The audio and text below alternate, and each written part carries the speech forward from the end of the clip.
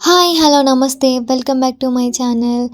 Thumbnail చూసారు కదా! మేము కూడా 7 శనివారాల వ్రతాన్ని చేయబోతున్నామనమాట. మేము అనుకోలేదు అసలు సప్త శనివారాల వ్రతం మొదలు పెడతాము, స్టార్ట్ చేస్తామని. సో, ఈ వీడియోలో ఈ రోజు నుంచి మేమైతే 7 శనివారాల వ్రతాన్ని అయితే చేయబోతున్నామనమాట. మీరు మాత్రం మన ఛానల్‌ని సబ్స్క్రైబ్ చేసుకోకపోతే సబ్స్క్రైబ్ చేసుకోండి. అండ్ ఈ వీడియో నచ్చితే గనుక ప్లీజ్ లైక్ చేయండి, షేర్ చేయండి. ఇంకా మేమైతే పూజని స్టార్ట్ చేయాలనుకుంటున్నామనమాట. ఇంకా పూజ స్టార్ట్ చేయాలంటే మనకి ముందుగా కావాల్సింది వెంకటేశ్వర స్వామి ఫోటో. సో, చిన్నదైనా పర్లేదు, పెద్దదైనా పర్లేదు. ఇంకా మేమైతే ఈ ఫోటోని మేడారంలో తీసుకొచ్చామన్నమాట. ఆ వెంకటేశ్వర స్వామి ఫోటో మా ఇంట్లో చిన్నది ఉంది, కానీ ఇంత పెద్దదైతే మేము మేడారంలో తీసుకున్నాము. మేబీ వ్రతం కోసమే ఈయన ఫోటో మా ఇంటికి వచ్చిందని అనుకుంటున్నాను. ఇంకా ఈ ఫోటోకి అయితే బొట్లు పెట్టేసుకున్నాం అనమాట. వెంకటేశ్వర స్వామితో పాటు అష్టలక్ష్ములు కూడా ఈ ఫోటోలో ఉన్నారు. ఇంకా ఈయనకి పూజ చేయాలి అని అంటే మనకి ముందుగా ప్రమిదలు అవసరం కాబట్టి మట్టి ప్రమిదలే మేము పెట్టుకున్నాము. మట్టి ప్రమిదలు ఎందుకనంటే ఆయనకి మట్టి పాత్రలలో నైవేద్యం పెడితే చాలా ఇష్టం అంట. సో, అందుకని మట్టి ప్రమిదల్లో మేము దీపాలు అయితే ముట్టిస్తున్నాము. ఇంకా పూజకు కావాల్సినవి అక్షంతలు, పూలు, పళ్ళు, అలాగే పసుపు, కుంకుమ అండ్ మెయిన్గా వచ్చేసి పిండితో తయారు చేసుకున్న ప్రమిదలు అనమాట. సో, ఇదైతే మా మమ్మీ ఆల్రెడీ రెడీ చేసి పెట్టేసుకుంది. ఇంకా వత్తులు, ఆయిల్ పోసేసింది అనమాట. ఇంకా నామాలు కూడా వెంకటేశ్వర స్వామి నామాలే పెట్టుకుందనమాట. అండ్ ఇప్పుడు 7 ప్రమిదలు అయితే చేసి పెట్టుకున్నాము. అండ్ 7 నామాల వాడు కాబట్టి వెంకటేశ్వర స్వామికి నామాలు అయితే బొట్లుగా పెట్టేసుకున్నాం. ఇంకా పూలు వచ్చేసి మా ఇంట్లోనే చెట్లు ఉన్నాయి కాబట్టి మందార పూలు, అలాగే కనకాంబరాలు అయితే మేము కోసుకొని రెడీగా పెట్టేసుకున్నాం అనమాట. పూలతో పాటు ఆయనకి తులసి దళాలు అంటే చాలా ఇష్టం అనమాట. పూజలో తులసి దళాలు కూడా ఉండాలి. ఒకవేళ తులసి దళాలు లేకపోతే అక్షింతలతో కూడా మనం పూజ అనేది చేసుకోవచ్చు. ముఖ్యంగా ఈ పూజని ఎవరు ఆచరించాలి, ఎలాంటి వాళ్ళు ఆచరించాలనేది నియమాలు అనేవి ఏమీ లేవు. మనకి ఇంట్లో ఏదైనా కష్టం ఉన్నా, అప్పులున్నా, లేకపోతే బాధలున్నా, ఎలాంటి వాళ్ళైనా, భార్యాభర్తలైనా, లేకపోతే సింగిల్గా ఉండే ఆడపిల్లలైనా, పెళ్ళి కాని వాళ్ళైనా ఎవరైనా చేసుకోవచ్చు. వాళ్ళకి ఎలాంటి కష్టం రాకుండా ఈ సప్తశని 7 వారాలు చేసుకుంటే ఆ కష్టాన్ని ఈ వెంకటేశ్వర స్వామి తొలగిస్తాడని చెప్పేసి చాలామంది ఈ వ్రతాన్ని అయితే ఆచరిస్తున్నారనమాట. అలాగే పిల్లలు లేని వారు కూడా ఈ సప్తశని వారాల వ్రతం చేసుకుంటే వాళ్ళకి సంతాన భాగ్యాన్ని కలిగిస్తున్నాడు ఈ వెంకటేశ్వర స్వామి. కలియుగంలో భక్తులకి, ప్రజలకి ఇంత కష్టం ఉంటుంది అని ఆయన ముందే తెలుసుకొని కలియుగ దైవుడుగా ఈ వెంకటేశ్వర స్వామి అవతరించడం, అలాంటి కష్టాలన్నిటినీ తొలగించడం అనేది మనం చేసుకున్న పుణ్యం అనే చెప్పుకోవచ్చు అనమాట. ఎందుకంటే ఈ కలియుగంలో చాలా అంటే చాలా తప్పులు జరుగుతున్నాయి. ఎంతోమందికి కష్టాలు, బాధలు, కన్నీళ్ళు ఇలాంటివన్నీ వస్తున్నాయి కాబట్టి వాటిలో నుంచి విముక్తి కలగడానికి ఈ వెంకటేశ్వర స్వామి యొక్క 7 శనివారాల వ్రతం అనేది మనకైతే తెలిసిందనమాట. సో, ఇది తెలియడం వల్ల చాలామంది కష్టాల్లో ఉన్నవాళ్ళు ఈ వెంకటేశ్వర స్వామి పూజనైతే ఆచరిస్తున్నారు.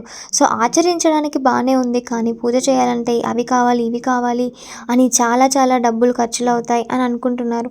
కానీ అలాంటివి ఏం లేకుండా పూలతోటి, పండ్లతోటి మనకి తోచిన దాంట్లో మన ఫ్యామిలీ ఎలాంటి సిచ్యువేషన్లో ఉంది, ఇంత చిన్నగా చేసుకున్న భక్తి శ్రద్ధలతోటి మనం ఆచరించుకుంటే మన భక్తిని చూసి ఆ వెంకటేశ్వర స్వామి మనల్ని కరుణిస్తాడనమాట. మనకున్న కష్టాన్ని అయినా తొలగిస్తాడు. ఇంట్లో మనం ఏ శుభకార్యాలు మొదలు పెట్టాలన్నా, ఏ పూజ మొదలు పెట్టాలన్నా ముఖ్యంగా మనం పూజ చేసేది వినాయకుడికి అనమాట. వినాయకుడికి పూజ చేస్తే ఏ విజ్ఞానాలున్నా అన్నీ తొలగిస్తాడని మనకందరికీ తెలుసు. అందుకనే ఈ శనివారాల వ్రతం పూజ మొదలు పెట్టే ముందుగా మనకి పసుపు వినాయకుడితో తయారు చేసుకున్న పసుపు వినాయకుడికి పూజ అనేది చేసుకోవాలి. ఆ తర్వాతకి మనం శనివారాల వ్రతం అనేది పూజ స్టార్ట్ చేసుకుంటాం అన్నమాట. సో, ముందుగా వినాయకుడికి పూజ చేసిన తర్వాతకి ఆయనకి తాంబూలం అనేది సమర్పించుకోవాలి. తాంబూలం సమర్పించుకున్న తర్వాతకి ఆయనకి నైవేద్యం పెట్టాలి కదా. మరి నైవేద్యం అనేది వినాయకుడికి ఇష్టమైన అటుకుల బెల్లం అనేది పెట్టవచ్చు. మన ఇష్టం, మనకి తోచిన నైవేద్యం అనేది వినాయకుడికి సమర్పించుకుంటే సరిపోతుంది. ఆయనకి చాలా రకాల పిండి వంటలు ఇష్టం అనుకోండి, అందులో ఆయన ఎక్కువగా ఇష్టపడేది ఏంటనేది మనం ఆయనకి నైవేద్యంగా సమర్పించుకోవచ్చు అనమాట. సో, ఇలాగా ఏడు శనివారాల వ్రతం వెంకటేశ్వర స్వామి పూజ మొదలుపెట్టే ముందుగా మనము వినాయకుడి పూజ అనేది ఆచరించుకోవాలి. ఇంకా ఆయనకి తాంబూలం నైవేద్యం సమర్పించిన తర్వాతకి ఇప్పుడు మనం వెంకటేశ్వర స్వామి పూజ అనేది మొదలు పెట్టుకోవాలి. ఈ వెంకటేశ్వర స్వామి పూజ మనం మొదలు పెడుతున్నాం, కానీ అది ఎలా మొదలు పెట్టాలి, అసలు ఏంటి అనేది కూడా మనం ముందుగా తెలుసుకోవాలి. ఏదో పూజ చేస్తున్నాము, అందరూ చేసుకుంటున్నారు, మనం కూడా చేసుకుంటున్నాం అనే ఆలోచనతో కాకుండా మనం వెంకటేశ్వర స్వామికి ఎంత భక్తి శ్రద్ధలతో చేస్తున్నాం అనేది మనం మైండ్లో ఉంచుకోవాలన్నమాట. ప్రతి ఒక్కరు కూడా వారి వారి ఇళ్లల్లో వారి వారి జీవితాల్లో ఎన్నో కష్టాలు అనుభవిస్తున్నాము.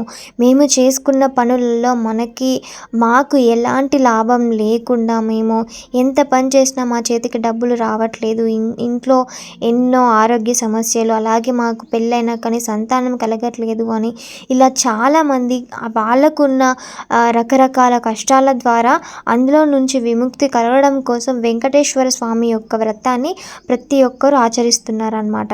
సో ఎవరైనా పూజని ఆచరించాలనుకుంటే భక్తి శ్రద్ధలతోనే ఈ పూజని మనం ఆచరించుకోవాలి. కలియుగంలో కలిపెట్టే కష్టాలకి భక్తులు తట్టుకోలేక ఎంతో బాధపడతారని ఆ దేవుడు ముందుగానే ఊహించి వెంకటేశ్వర స్వామి అవతారం ఎత్తాడు, ఆ మహావిష్ణువు.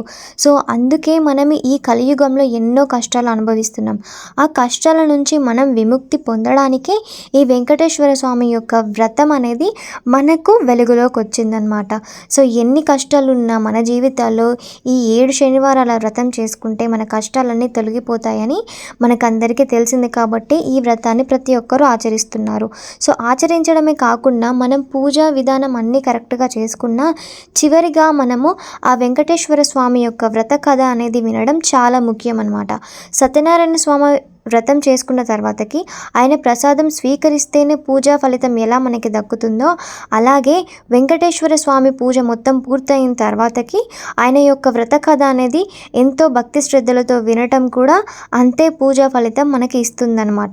సో ఎక్కడా కూడా పూజ మొదలుపెట్టిన దగ్గర నుంచి చివరి వరకు ఎక్కడ నిర్లక్ష్యం చేయకుండా ఈ వెంకటేశ్వర స్వామి వ్రతాన్ని ఆచరిస్తూ పూజా విధానాన్ని చేసుకొని వ్రత కథని కూడా వినాలన్నమాట. సో ఇలాగా మేము వెంకటేశ్వర స్వామి మొదటి వారం అనేది పూజా విధానం అయితే మేము చేసేసుకున్నాము. అలాగే పూలతోటి తులసి దళాలతోటి మాకు తోచిన విధంగా మేమైతే వెంకటేశ్వర స్వామి పూజనైతే చేసుకున్నాం అనమాట. సో ఈ వీడియోని మీ అందరూ చూశారు కదా. సో మీకు ఎలా అనిపించింది? ఈ వీడియో కనుక మీ అందరికీ నచ్చినట్టయితే ప్లీజ్ లైక్ చేయండి, షేర్ చేయండి. అండ్ ఈ వ్రతాన్ని మేము ఇంకా కంటిన్యూ చేయాలన్నమాట. ఇది ఫస్ట్ వీక్ వెంకటేశ్వర స్వామి యొక్క వ్రతమే అండ్ ఇంకా 6 వీక్స్ ఉన్నాయి కాబట్టి మేమైతే ఈ పూజని ఇంకా చేసుకోవాలి. అండ్ అందరికీ ఈ వీడియో నచ్చింది అనుకుంటున్నాను. అండ్ ఏమైనా మిస్టేక్ ఏమైనా చేసుంటే కనుక మీరు కామెంట్ సెక్షన్లో కామెంట్ చేయండి. అండ్ ఈ వీడియో నచ్చితే కనుక ప్లీజ్ లైక్ చేయడం మాత్రం మర్చిపోకండి. మన ఛానల్ని సబ్స్క్రైబ్ చేసుకోవడం కూడా అసలు మర్చిపోకండి.